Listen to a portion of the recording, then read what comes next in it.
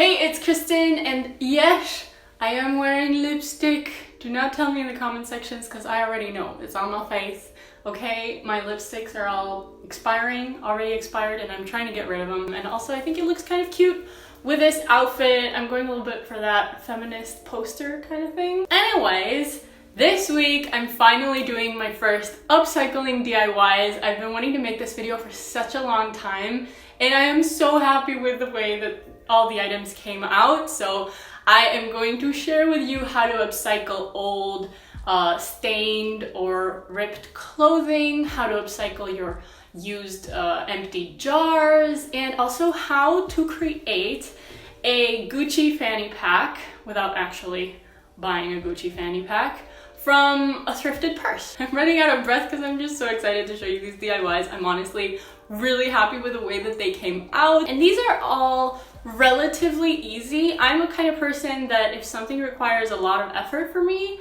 to put into it, I'm not gonna do it. So yeah, these are relatively easy DIYs, and most of these are stuff that you can do while you're watching a video or movies or binge watching my YouTube channel videos maybe. So for the first DIY that I did, I have this vintage, thrifted, kind of blackish gray denim jacket. And I think I've shown this to you in one of my thrift hauls, I'm not sure.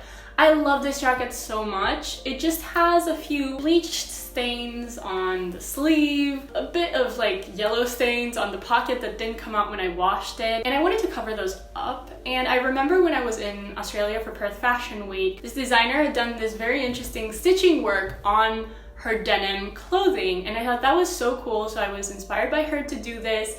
And I just took my denim jacket, I got thread, white thread, and then I just went to town on the jacket. I did a few X shapes on the sleeves, and I also did a few crosses on the different places where the stains were on the jacket to cover them up.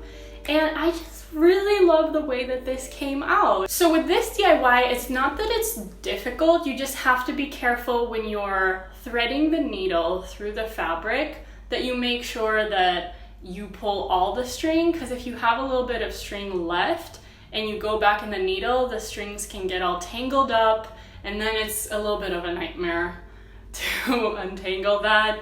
I went through it, so I'm letting you know, be careful and make sure that the entire thread is outside of the jacket whenever you're sewing on it. It's a time-consuming thing, but it's very easy to sit down, relax, watch something, and just mindlessly do it, because it doesn't really take a lot of brain power to just thread the needle through there. So that's what I did. I was just watching videos and doing the whole cross-stitching thing, and I want to do it on every denim jacket I own now because I just really love the result. So for the second DIY look, I was inspired by a lot of the fanny packs that we've been seeing on the runway. And these are more like a dressed up version of a fanny pack because they look like a purse that is attached to a belt. And a few months ago, I actually thrifted a pleather purse, and converting the purse to a fanny pack was super easy. I just untied the knot of the strap of the purse.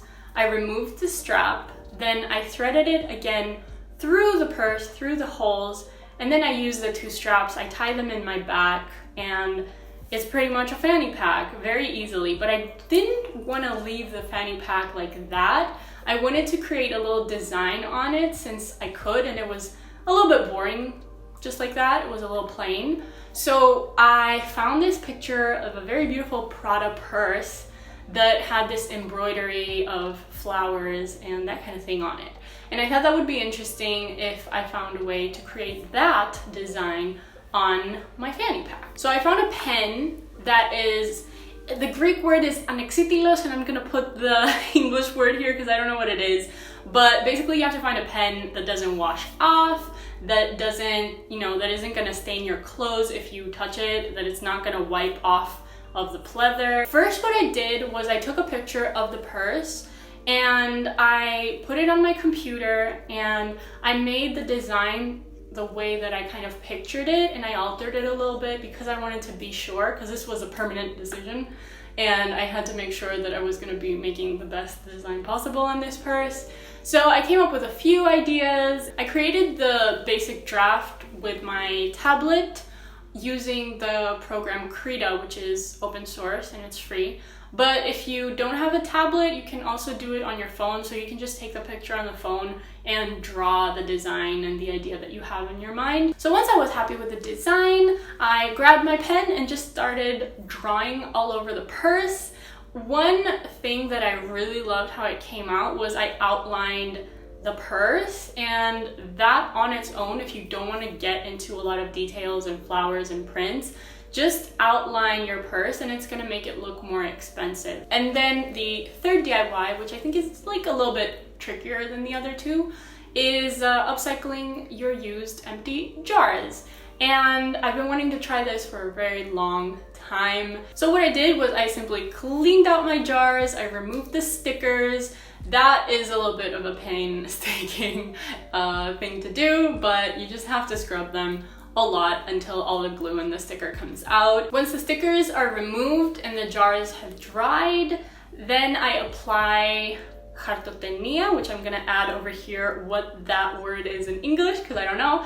And I just apply that tape all over the places that I don't wanna spray paint. The spray paint that I use does not harm the ozone layer, which is very important when you're buying spray paint, to not get spray paint that damages the ozone layer. I went for the copper colored spray paint because I'm a basic bitch that wants everything she owns to be spray painted copper, basically.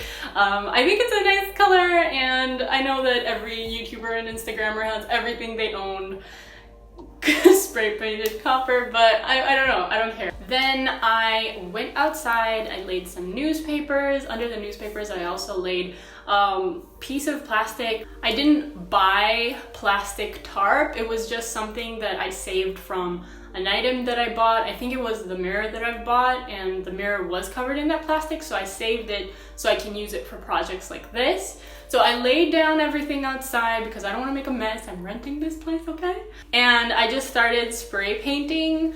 To be honest, this was my first time in my entire life that I've spray painted anything because I am not a wild spirit. So if you're gonna spray paint, just follow the instructions, and once you spray paint your stuff, leave them out there for as many hours as you possibly can.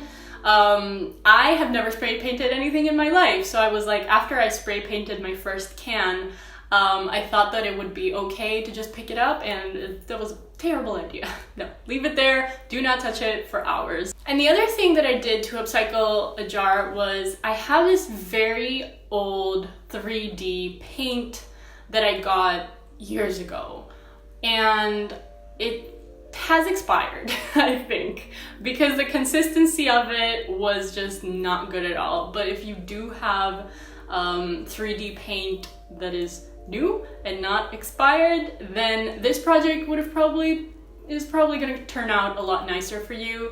I tried to make a design on a jar that I have, and the design came out really clumpy because of the expired 3D paint. So yeah, keep that in mind. 3D paint expires. I think all paint expires, actually. So yeah, I mean, I don't hate the way it turned out, but it could have turned out a lot better if the 3D paint wasn't this clumpy. So let me know in the comments if you're interested in trying out any of these DIYs, or even if you have any upcycling DIY ideas for me to try that I could do in my next DIY video. That would be really awesome to let me know. Also, check out the featured channel of the week, subscribe to my YouTube channel, like this video, and don't forget to follow me on Instagram at Kristen Leo, and I'll see you guys next week.